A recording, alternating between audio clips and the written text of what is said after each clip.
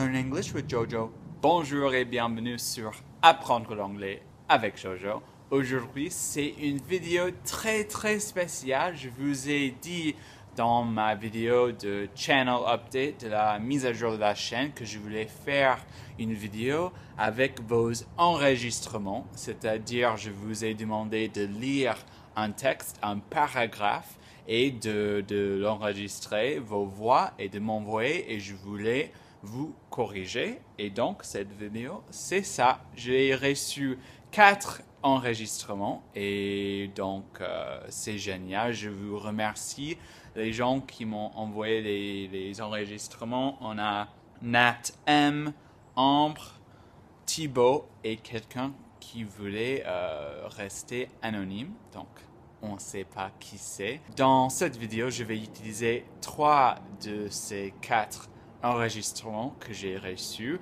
Et la raison pour laquelle je ne peux pas utiliser la 4e, c'est parce que le son n'était pas très haut, donc c'est difficile d'entendre. Mais je vais quand même parler un petit peu de cet enregistrement à la fin. Ok, pour commencer cette vidéo, je vais vous lire le texte avec mon propre accent, l'accent américain du Midwest des États-Unis, de Chicago. Mais comme j'ai dit dans une autre vidéo, on a tous les accents un petit peu différents. Donc, je n'ai pas l'accent américain, c'est pas possible ça. Ok, pour commencer cette vidéo, je vais lire le texte et vous allez essayer d'entendre après, quand vous entendez les enregistrements, s'ils ont bien fait, s'ils ont mal fait. Et ça va vous permettre de commencer à entendre les bons accents, les bonnes prononciations, de distinguer tout ça, c'est très bien. Donc, on va commencer. Le texte, c'est On October 10th, 2011, researchers from the University of Minnesota found that women who took supplemental multivitamins died at rates higher than those who didn't. 2 days later, researchers from the Cleveland Clinic found that men who took vitamin E had an increased risk of prostate cancer. It's been a tough week for vitamins, said Carrie Gann of ABC News. Et je vais mettre la traduction de ce texte là, pour ceux qui sont intéressés. Mais l'exercice, c'est la prononciation, c'est pas le vocabulaire, même si ça, c'est du vocabulaire typique. Voilà, ok. Avant de commencer, je voulais dire que je veux pas être méchant pendant cette vidéo. Je suis très reconnaissant d'avoir eu l'occasion d'entendre vos enregistrements et de les partager avec tout le monde. Et si je critique trop vos enregistrements, je vous dis désolé, mais ça nous aide beaucoup à améliorer. On va commencer avec l'enregistrement de Ambre parce que je crois que c'est l'enregistrement le plus typique, c'est-à-dire que elle fait des erreurs que j'entends souvent chez les francophones. Ok? Donc, on va commencer, on va écouter. 2011, researchers from the University of Minnesota found that women who took supplemental multivitamins died at rates higher than those who didn't. 2 days later, researchers from the Cleveland Clinic found that men who took vitamin E had an increased risk of prostate cancer. It's been a tough week for vitamins, said Carrie Gann of ABC News. 2011, researchers from the University of Minnesota. Ok, pour commencer, elle dit university, mais en fait c'est university. Le R c'est university. Mais sinon, ça va, on comprend très bien, c'est pas grave cette erreur. Elle dit Minnesota. Cet état, c'est très dur à prononcer, c'est Minnesota. Et comme j'ai dit, souvent, on prononce les T au milieu des mots comme les D. Minnesota, pas Minnesota. Et il y a un petit rythme là. Minnesota, pas Minnesota. Comme en français, vous avez les syllabes Minnesota. Non, je dis Minnesota. Voilà. found that women who took Elle dit women, mais en fait c'est women. Et j'ai déjà fait une vidéo sur la différence entre women et woman, si vous êtes intéressé. supplemental multivitamins Je crois qu'elle dit multivitamins, et c'est le son E en français, mais en fait, moi je dis multivitamins. C'est le choix. Et le choix, c'est comme c'est pas c'est Et je crois que je vais faire une vidéo sur ça à l'avenir parce que il y a plein de mots avec ce son-là. Multivitamins, pas multivitamins. Vous comprenez? C'est un peu plus ouverte à la gorge. Multi. died at rates higher than those who didn't. Elle dit ailleurs, mais en fait c'est higher. Il faut bien prononcer le H, higher, et le R à la fin, higher. Ça c'est très très typique, ça c'est une erreur que je vois tout le temps. Ailleurs, higher.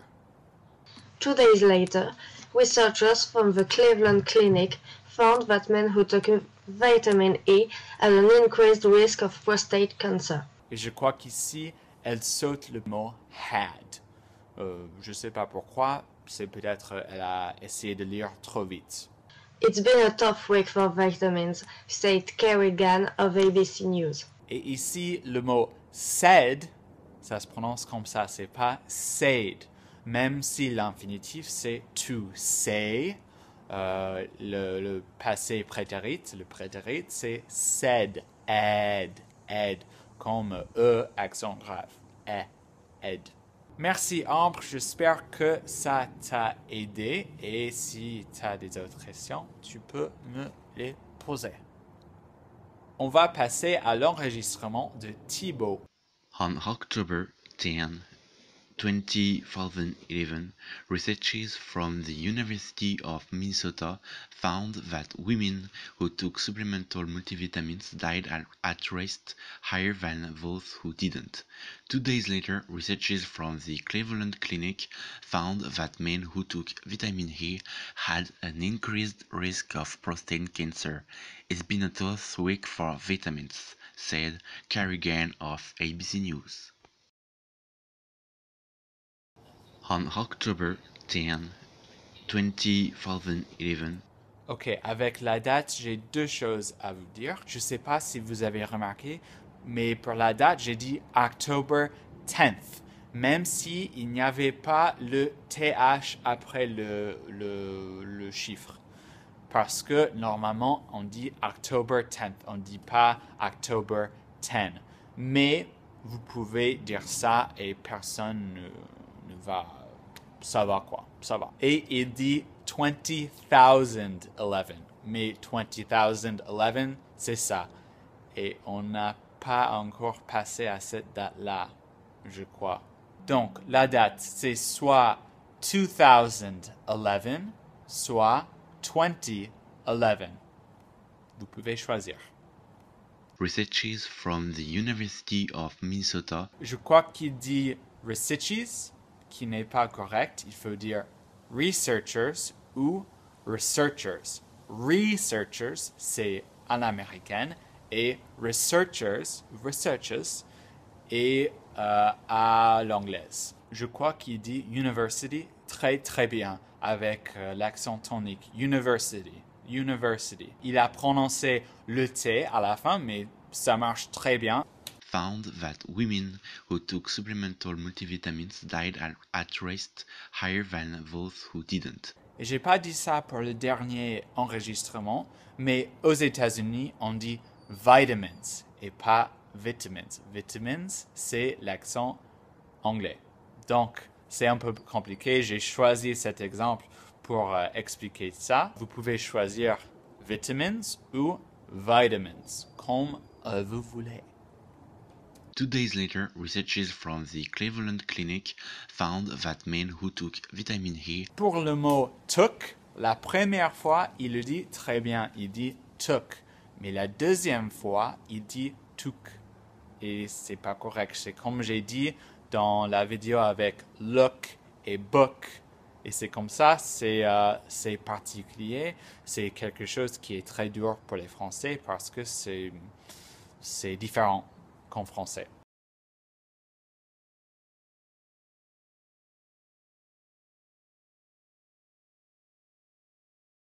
Had an increased risk of prostate cancer. Et pour le mot cancer, je crois qu'il dit cancer, mais c'est cancer. Et en Angleterre, c'est plutôt cancer, cancer. It's been a tough week for vitamins, said Carrigan of ABC News. C'était très bien. Merci Thibaut, c'était gentil de ta part de m'envoyer ton enregistrement. Ok, on va passer à l'enregistrement de Nat M et je crois que c'était le meilleur. Je crois que Nat M, elle a beaucoup d'expérience avec la langue anglaise. Elle m'a déjà dit qu'elle travaille pour une entreprise qui est globale et donc je crois qu'elle parle beaucoup d'anglais au travail et ça aide de pratiquer.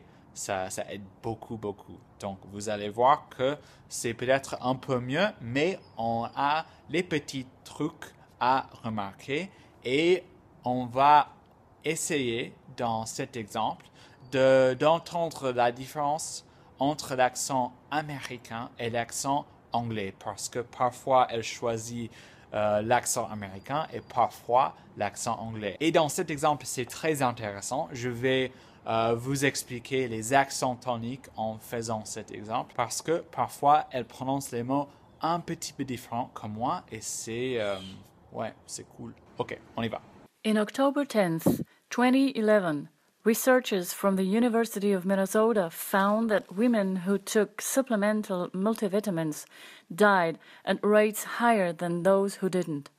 2 days later, researchers from the Cleveland Clinic found that men who took vitamin E had an increased risk of prostate cancer. It's been a tough week for vitamins, said Carrie Gann of ABC News.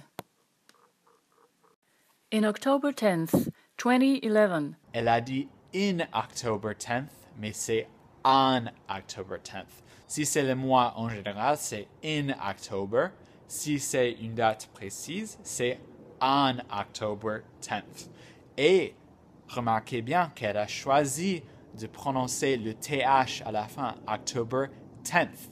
C'est parce que je crois qu'elle a beaucoup d'expérience avec l'anglais, qu'elle sait, on ajoute le TH parce que les dates, ils ont toujours les TH à la fin, sauf si c'est first, second ou third. OK. Researchers from the University of Minnesota. Remarquez qu'elle dit researchers. Et ça, c'est anglais, researchers. Moi, je dirais researchers, mais c'est pas une erreur. Et elle prononce Minnesota. Le O là, c'est un peu trop long. C'est Minnesota, pas Minnesota. Mais elle a bien prononcé le son D de Minnesota comme un américain, qui est intéressant parce que elle a dit researchers, mais Minnesota, qui est anglais et après américain. Found that women who took supplemental multivitamins died at rates higher than those who didn't. Elle prononce bien le mot women. Elle dit supplemental. Donc le E là, c'est un peu trop long. Je dis supplemental, pas supplemental. Vous voyez? Et moi, je prononce pas trop le T là. Je sais pas pourquoi. C'est pour être plus vite, je crois. Supplemental. Et elle dit multivitamins. Et c'est l'accent anglais, ça. Multivitamins. 2 days later, researchers from the Cleveland Clinic found that men. Elle dit 2 days later. Later avec le D là. Donc c'est américain. Donc elle a changé de multivitamins à later. C'est intéressant. Who took vitamin E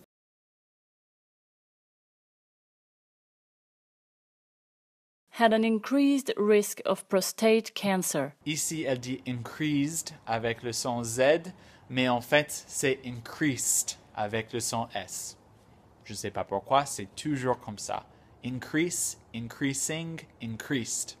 OK. Et avec l'accent tonique ici, elle dit prostate. Elle fait l'accent à la fin, prostate.